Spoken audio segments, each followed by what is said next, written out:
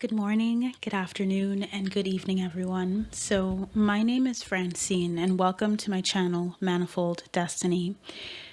If you are new to my channel, welcome in. And for those of you that are returning and subscribed, thank you so much for your continued support and presence on this platform. It means a lot to me.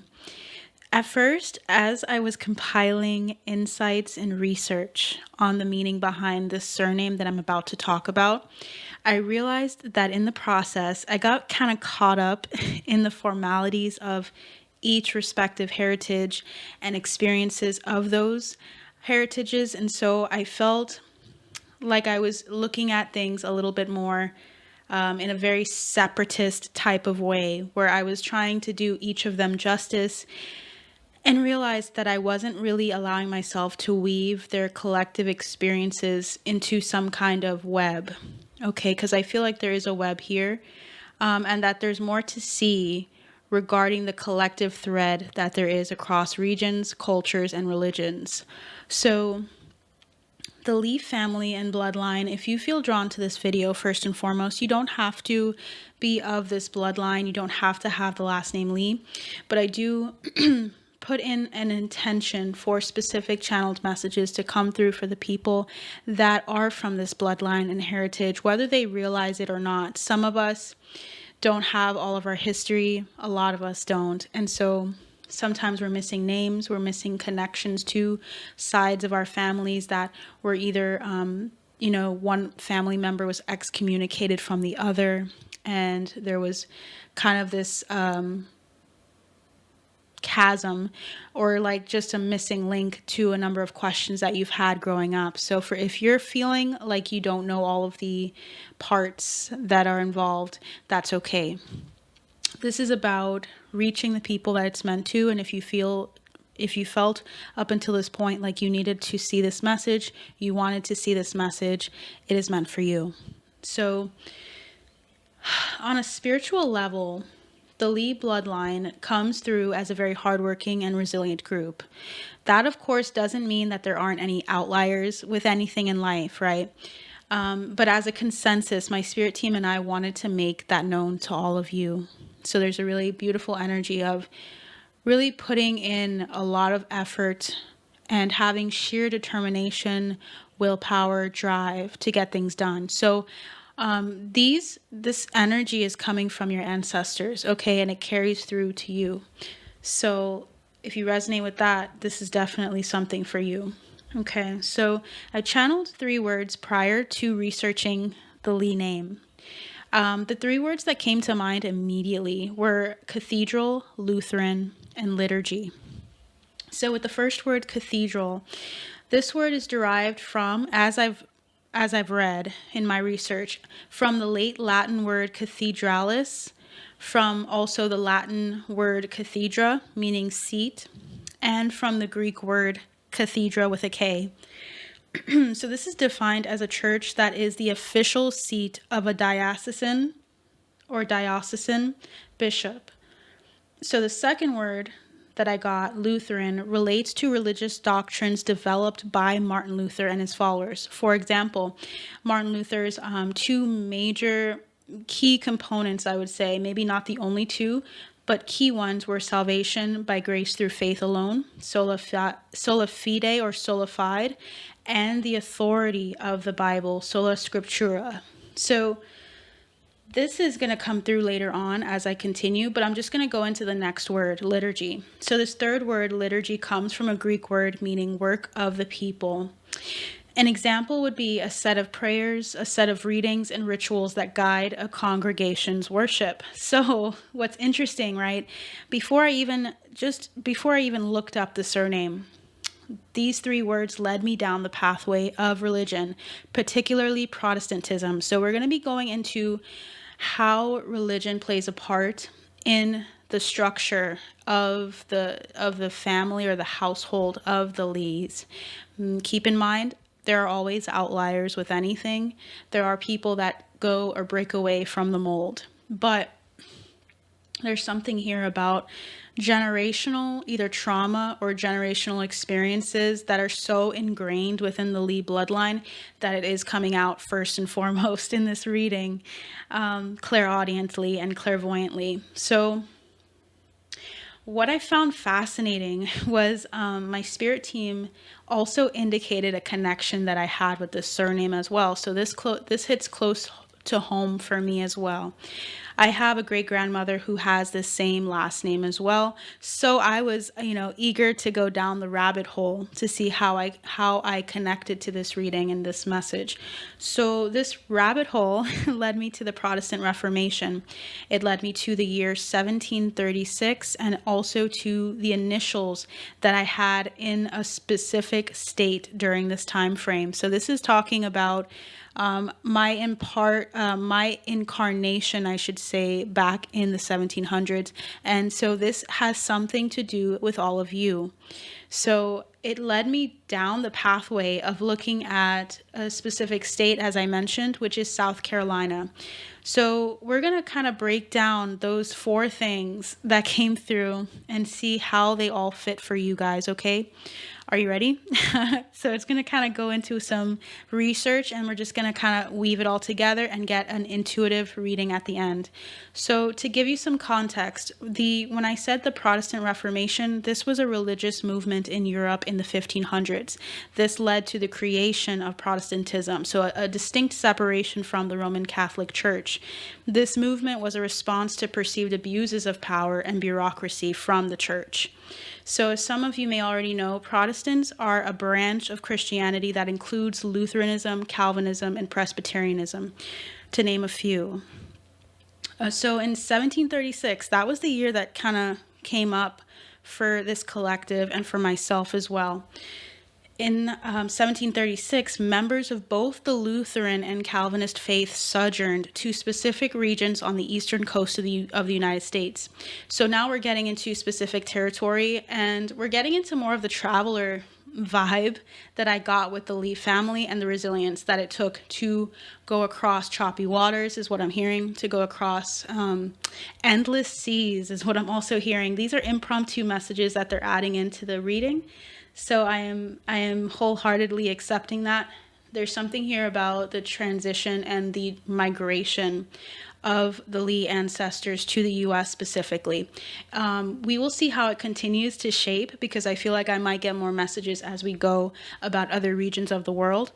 But this is significant for you guys. So some facts that might resonate for you are the following, and I've written them down.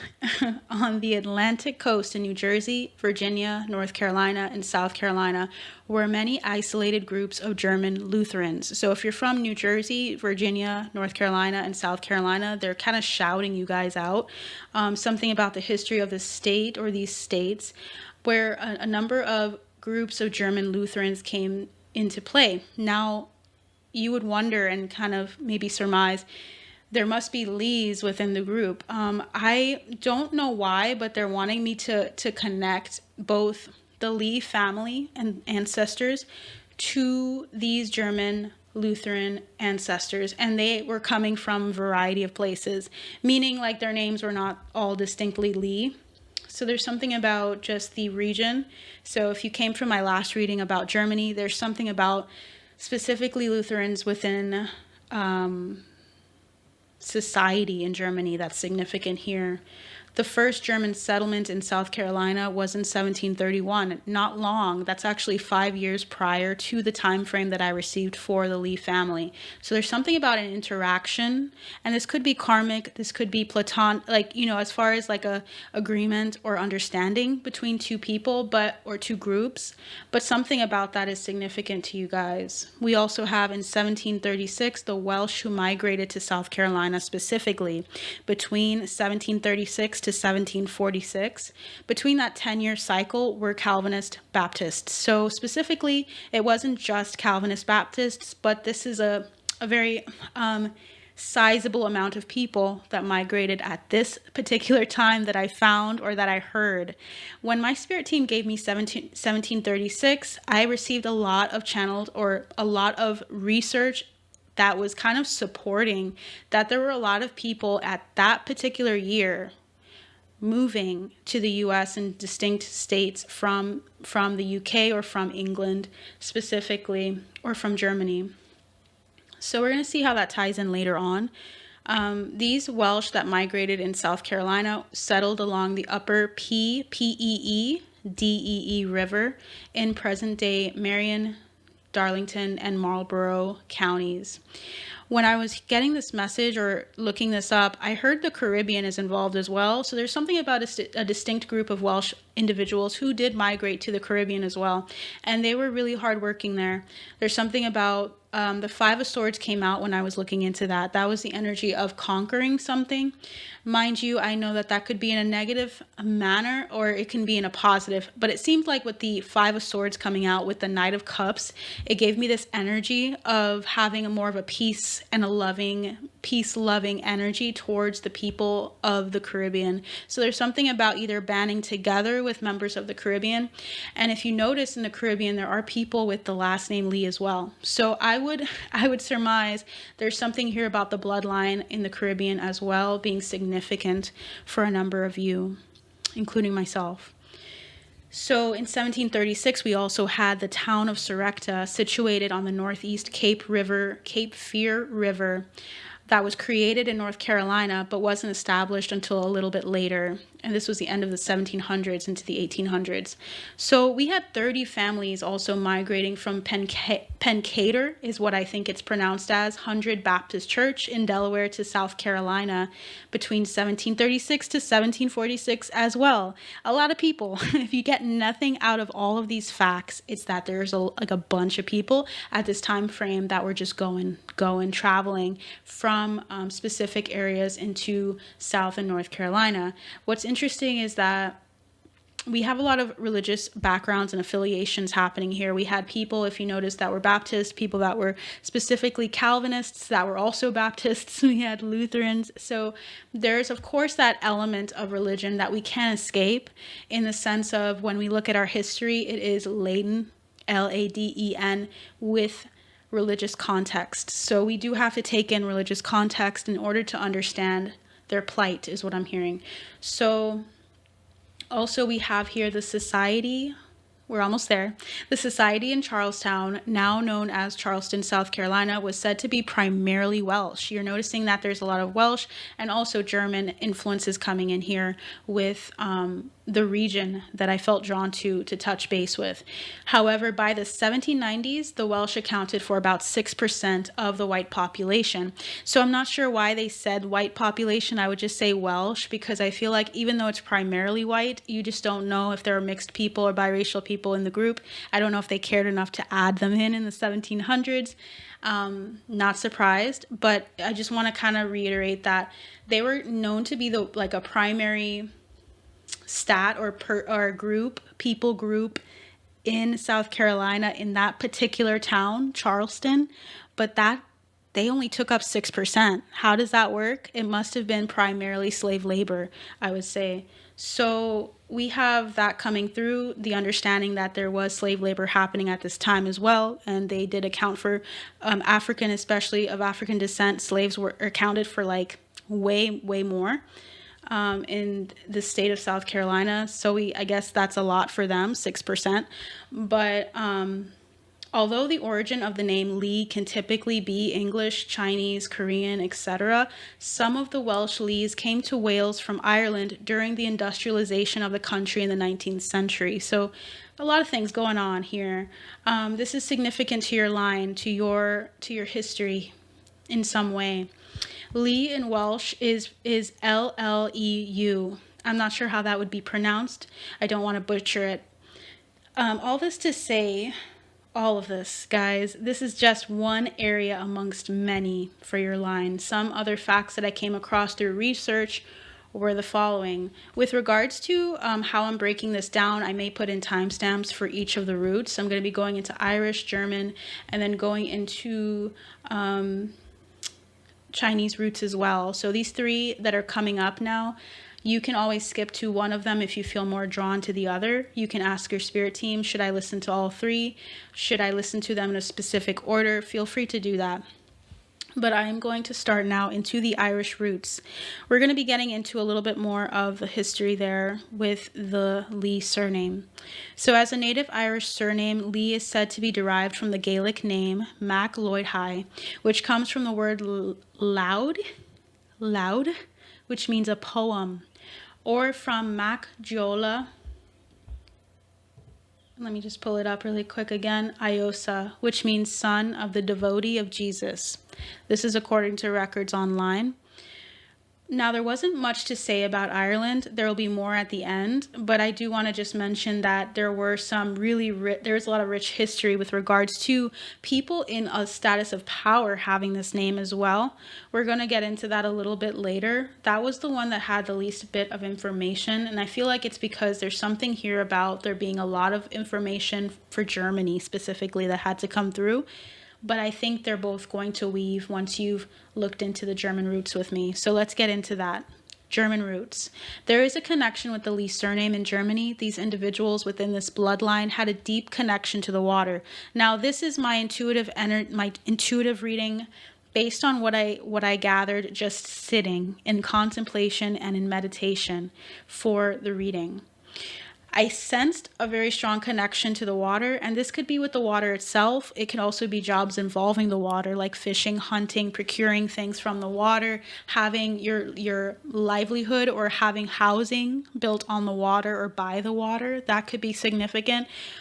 This can have much to do with Lees outside of Germany as well, right? There can be Lees within Ireland, within England, that are doing the exact same thing or have a connection to the water or nature spirits like the people with the German roots. But I feel like there's something about it happening in this particular section. For some reason, it was just really strong in Germany. So again, guys, if you feel drawn to my other reading about 1904, about the significance of that year, about Tsar Nicholas II and other things that I was mentioning back then, please check that out because there's some links to that. I really do wholeheartedly feel like there's information for Germany that will come out. If it's not coming through me or through other sources, through other readers, you will hear about historical information being updated or information you weren't privy to being revealed to you. Okay, so people of this bloodline were not only familiar with the water, but they were also at one point symbiotic with nature and of receiving information clearly from nature spirits. They channeled information exceedingly well and used music to connect, potentially even in trance or as a medium for connection to the divine. I feel as though there's like a shamanic energy and approach, and also Celtic energy. So that ties into the Irish Gaelic roots that I feel like are linked to this as well. So it's coming in now as I'm tapping in with this information that I wrote down that I'm trying to get through to you guys. It's coming in, and I feel like it's all going to weave and come together in some way. This bloodline, specifically when we think of with Germany, it feels as though you were loved particularly by a number of ETs. People are really starting to get more open to this stuff because I feel like we had so much influence by other beings in order for us to advance as quickly as we have. And I feel like there was a very close bond and love between the ETs and German roots. And I feel like they were misguided or misinformed about this connection, and something about it was not severed on the ET's end, but more so on the human, on this lineage. So if you feel drawn to specific groups, I feel like you had a connection with them in other lifetimes, many, but something about you being misguided or told that you cannot be loyal to that group, or you should not trust that group, you should not connect to that group, getting distracted by other extraneous things that were put on your plate. You know, if you're a hard worker, right, you're resilient, which is what we mentioned earlier, you're likely to just have no time to really tap in and to meditate and to focus and to to really receive messages like that. So there may have been that distinct separation from this line or from the giftings of this line through hard work, through the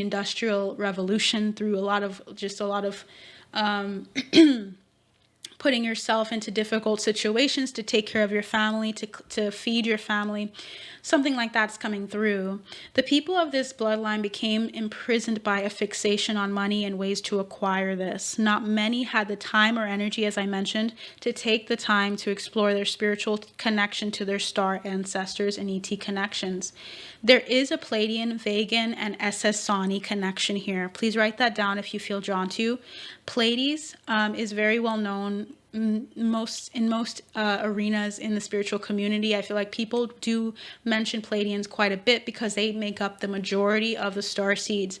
People from that, at least from that area or having that connection, they are a part of the majority of star seeds that we have out there. There also are vegan star seeds. They are representative of the divine feminine. It is said and surmised, or like there's like this, what should I call that? A theory that the vegan star beings are actually a number of Hindu gods that you see because of their blue color. I was going to say their blue pallor, something about their essence and how they look. It resonates a lot with Hinduism or Hindu gods specifically, not just, but a lot of them. So there's that. And there's also Ssani. These are the human and Zeta reticuli hybrids that we have. And so these three have a connection to this line. You don't have to be German. I feel like it's just specifically coming out with them, but it doesn't have to be. Okay, this is something that is connecting somehow to them a bit more. Energetically, these individuals are a counterpart. So they're almost like this divine masculine to your divine feminine, or divine feminine to your masculine. They're just a completion of the energies. It feels as though, as you know, right? I feel like most do know that they are a combination of masculine, of masculine and feminine energies.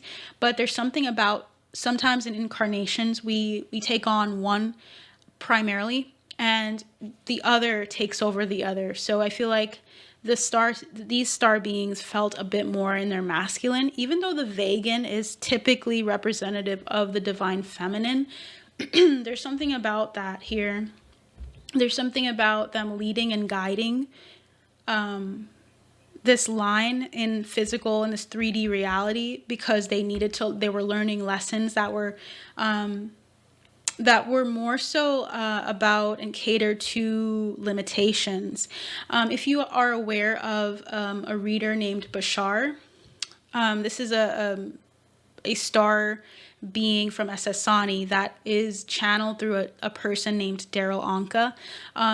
He has mentioned in a number of transmissions, and I think you guys might resonate with it, about being in Earth or on Earth because we are to become masters of limitation.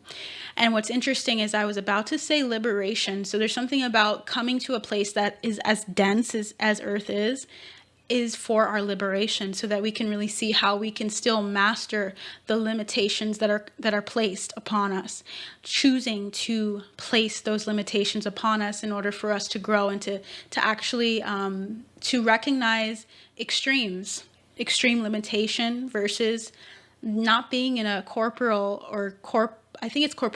body, not being in a physical form anymore, and being something akin to like the Arcturians or any non-physical being. I feel like there's a lot I could say about that. I feel like someone might think like, oh, Arcturians never can come into physical form. That's not what I'm saying. It's more so just the energy of how high you can get. The Andromedans, for instance. Okay, I'll mention them because I feel like someone will understand this better.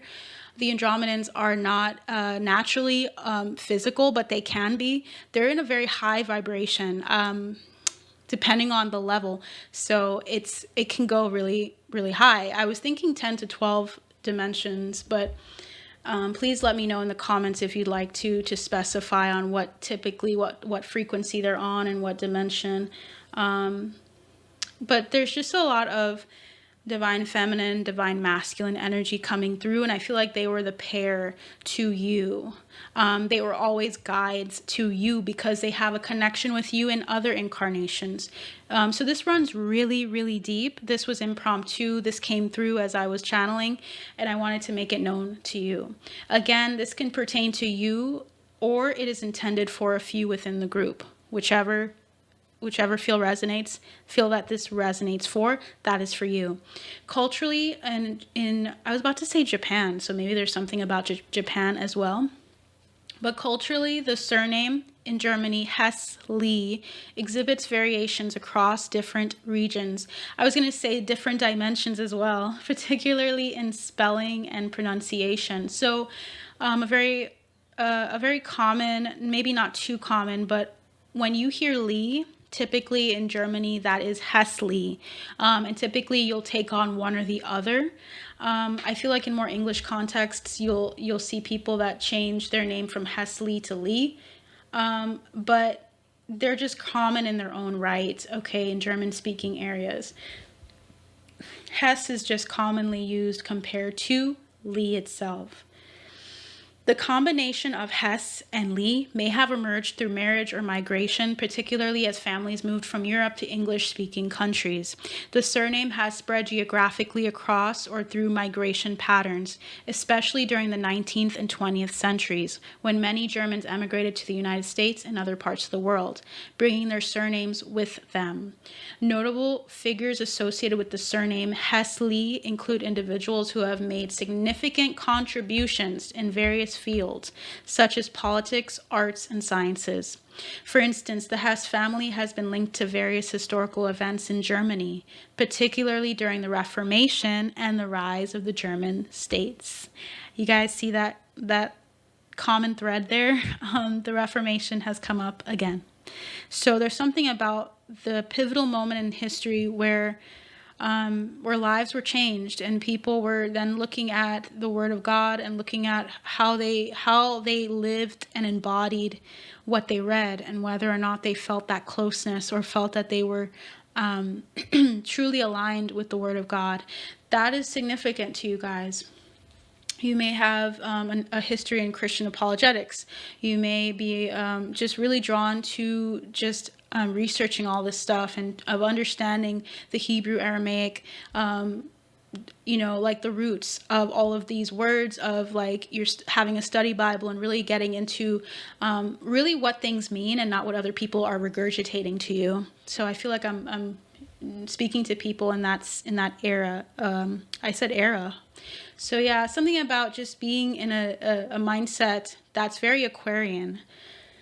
So for the purposes of connecting all four corners of the world, so to speak, I will not be able to truly do it justice, guys, with expanding on the deep histories of these cultures. So it is always best that you do your own research if you are drawn to a specific region of the world. Okay, it is said that the first historical person now for China is known, and I want to just kind of like make sure I get this right. The first historical person known to have the surname is Li Er, better known as Laozi. This was in 6th century BC, around that time. The philosopher, Laozi was the philosopher who founded and is said to have founded Taoism. He is said to have been an 11th generation descendant of Li Hen. Laozi is widely revered as the founding ancestor of the Li surname. This is Li, but I feel as though it still applies at the end of the day. Sometimes things are anglicized or changed a bit, but they are still from that same surname. I clairvoyantly, when I was writing this down, when I was looking into this, I saw the word Wong, W-O-N-G. So that's surname and perhaps the two commingled historically, and that's significant. I wouldn't be surprised. It seems as though Wong is pretty common. Regardless, someone in history during the 16 to 1700s is linked to you guys. Wang is a Cantonese and Hakka variation of the Chinese surname Wang, which means king. The history of the Romanization Wang begins in Beijing, modern-day Kaifeng, during the Song dynasty or dynasty. Some historical information showed that the name can be traced back to 206 BC to 220 AD Han dynasty. The Romanization Wang is also linked with mainland Chinese Wang, which has a historical name from Zi in the Shang dynasty or dynasty. The name is widely used in Hong Kong and some of the Commonwealth countries. Many migrants moved to parts of Southeast Asia, Europe, Canada, Australia, and the United States.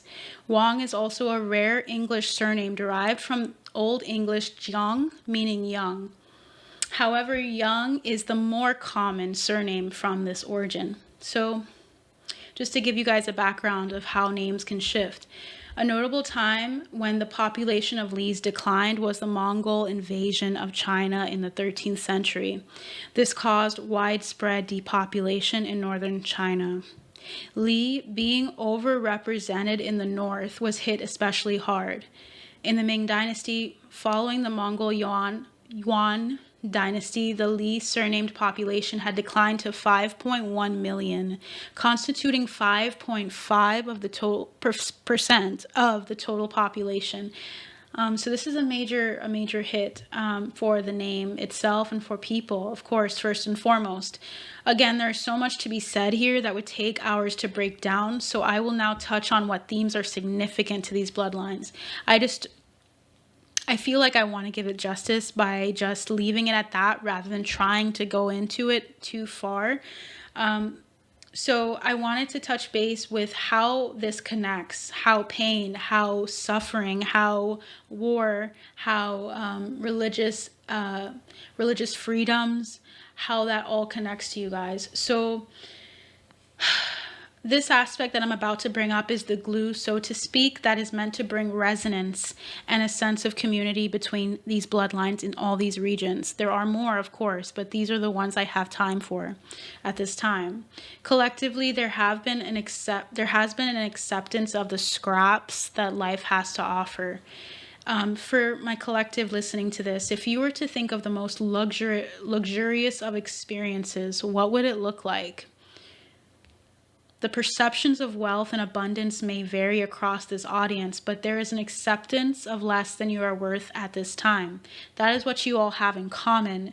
Many of you have a royal bloodline and were very close to the etheric and magic of other realms.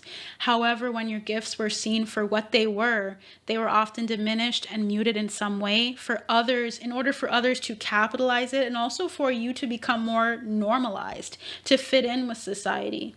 I'm referring to seers within your line here because I feel like you guys are seers. I feel like a lot of you have that deeply entrenched in your line and your lineage. And you were hunters as well, hunters coming through, but you were unfortunately also the hunted. You were wanted, okay? You have deep roots within Pleiades, Vega, and Essassani, as I mentioned, and you may resonate with the instruction and wisdom of Bashar, as I mentioned. I am not marketing him. He is just the person that kind of opened my eyes into into a way that felt so familiar to me. So I feel like someone here is meant to look into Bashar. And I also want to say, prior to me saying any of this, prior to me even watching or being aware of this channel or this person, these transmissions that he has had through Daryl Anka, I actually, back in the day, did a monitoring spirits message for my other channel, the Oversoul Archives, back in the day. If you guys have been with me since my Oversoul Archives days, been with me since here in Manifold Destiny, because I did this channel first before that 3 years ago.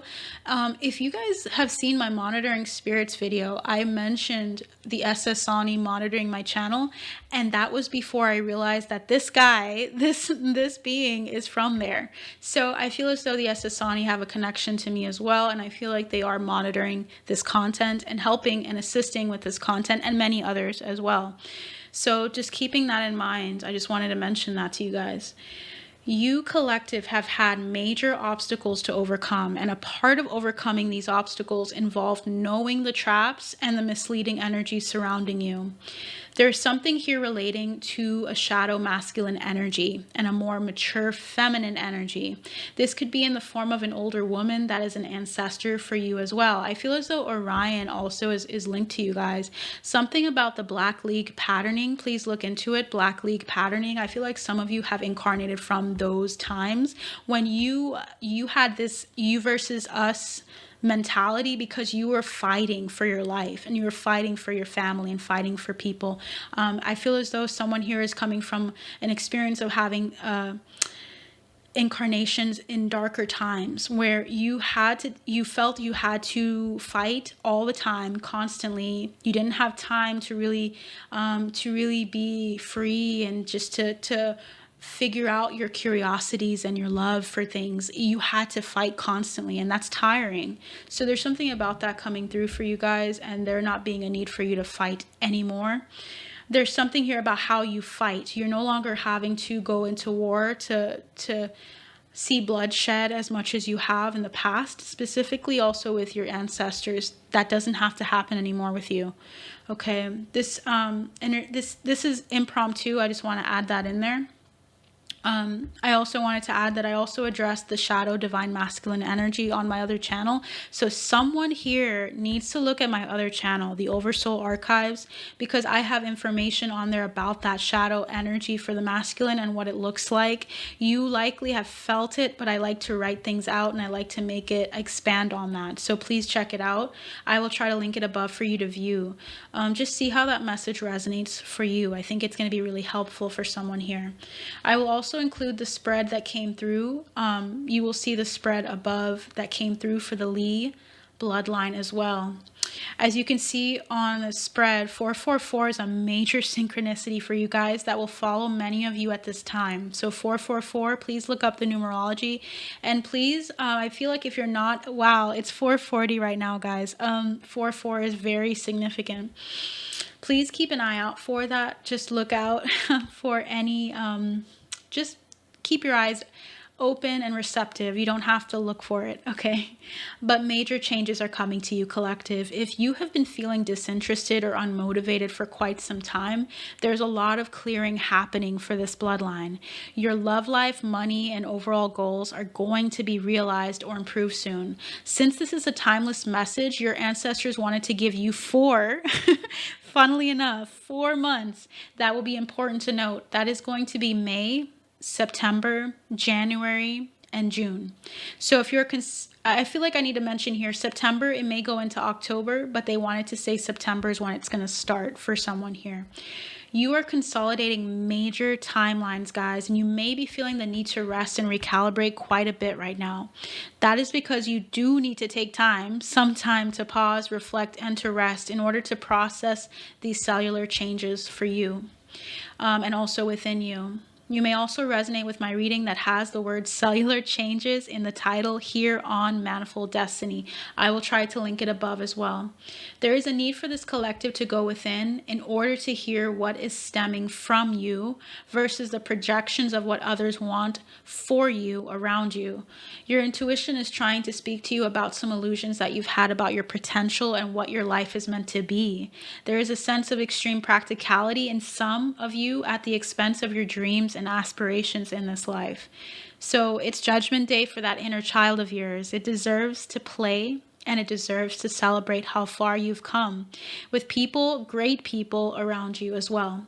If you aren't already aware of who your true friends are, justice is here. All you need to do is trust your spirit team, drop your shields, and thrive. After experiencing generational traumas surrounding confinement in some form or fashion, it's time to break free. This is your ancestors' wish for you to drink from a well that never runs dry. The chains are broken and you are meant to soar in this life. Okay, guys, allow the stag, that was the animal totem that came through for you. Allow that stag to guide you at this stage in your life. I have included the insights from one of my oracle decks for you to view and meditate with on your own. It may be in the comments or the description box below.